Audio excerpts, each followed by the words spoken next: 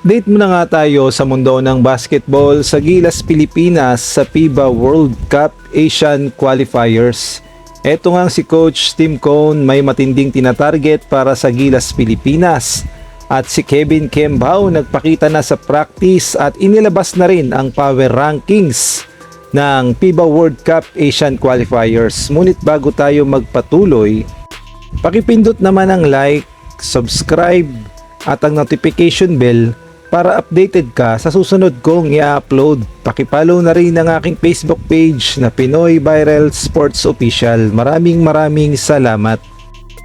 Tuloy-tuloy nga ang ginagawang ensayo ng Gilas Pilipinas. Paghahanda nga ito sa FIBA World Cup Asian Qualifiers at nasa Inspired Sports Academy pa rin sila sa Calamba, Laguna. At ito na ang day 5 ng kanilang practice at makikita natin na prosigido talaga ang mga Gilas players na manalo ng 2 beses sa Guam, kaya naman pinaghahandaan talaga nila ang Guam at hindi nga nila minamaliit ang kakayahan ng Guam. At sa tingin ko naman sa ipinapakita ng Gilas Pilipinas sa practice ay handang-handa na sila na harapin ang Guam. At eto nga good news, nagpakita na si Kevin Kembao sa practice ng Gilas Pilipinas at ready na siya para sa bayan. Samantalang si Coach Tim Cone may matinding target pala sa Gilas Pilipinas. Bukod kasi na makapasok sa FIBA World Cup sa Qatar sa 2027 ay may iba pang target itong si Coach Tim Cone. Ang sabi kasi dito sa naging report ng PTV Sport, ang sabi nga Coach Tim Cone, hangad para sa Gilas ang LA Olympics. Ayan nga ang tinatarget talaga ni Coach Tim Cone na makapasok sa 2028 LA Olympics. Ngunit kailangan muna nilang syempre talunin sa qualifiers itong Guam ng 2 beses at mahihirapan din ang Gilas dahil hindi magpapatalo itong Guam at paniguradong lalaban. At dito nga sa bracket ng FIBA World Cup Asian Qualifiers sa Group A, hindi lang Guam ang makakalaban ng Gilas.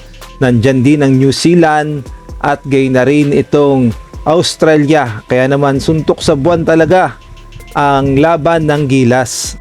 At pagdating naman sa Olympics ay ilang beses na nga tayong nakakapasok sa Olympic Qualifying Tournament. Kaya nga lang ang nagiging problema ay hindi nagtatagumpay ang Gilas Pilipinas na ma-qualify sa Olympics. At kung ating babalikan ay 1972 pa ang huling pasok ng Gilas Pilipinas o ng Team Pilipinas sa Olympics tapos hindi na nasundan. Kaya naman ang target talaga ni Coach Tim Cone ngayon ay subukang maipasok ang Gilas Pilipinas sa LA Olympics 2028.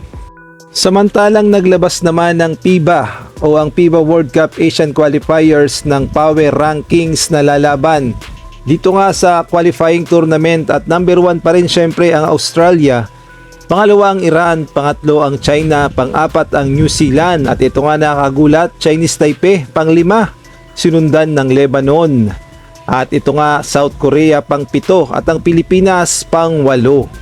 Samantalang pang-9 ang Japan, pang-10 ang Jordan, pang-11 ang Kingdom of Saudi Arabia at pang-12 ang Guam. Samantalang kung kayo ang tatanungin, pabor ba kayo sa power rankings na inilabas ng FIBA? Maaari kayong magbigay ng komento sa comment section.